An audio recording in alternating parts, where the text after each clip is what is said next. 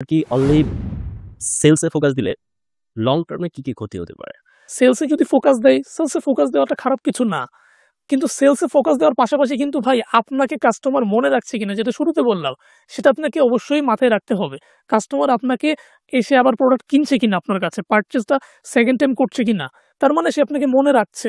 হ্যাঁ, এবং আপনি অ্যাড রান বা বুস্টিং ছাড়াও কাস্টমার আপনার কাছে আসতেছে কিনা। আপনি বুস্টিং অফ করে দিলেন, দোকান বন্ধ, কেউ আপনার কাছে আসলো না, প্রোডাক্ট কিনলো না, কারণ আপনি সেল পুশ করছেন। আপনি কিন্তু ভাই ব্র্যান্ডিং করেন নাই, বা আপনি কিন্তু কোনো গল্প বলেন নাই। আপনাকে মনে রাখবে কিভাবে?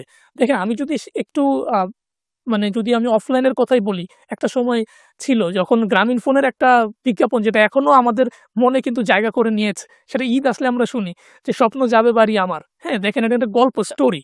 তারা ব্র্যান্ড কিভাবে তৈরি হয় দেখেন, এই স্টোরিটা কিন্তু আমাদের মনে আছে। যখন বলে স্বপ্ন যে যাবে বাড়ি আমার, আমাদের ওই গ্রামীণ ফোনের বিজ্ঞাপনের কথা মনে হয়। এবং গ্রামীণ ফোন কিন্তু বলতেছে না যে ভাই আমাদের নেটওয়ার্ক ভালো, আমাদের এমবি কিনো, আমাদের সিম নাও। তারা সেটা বলছে না, তারা বলতেছে স্বপ্ন যাবে বাড়ি আমার।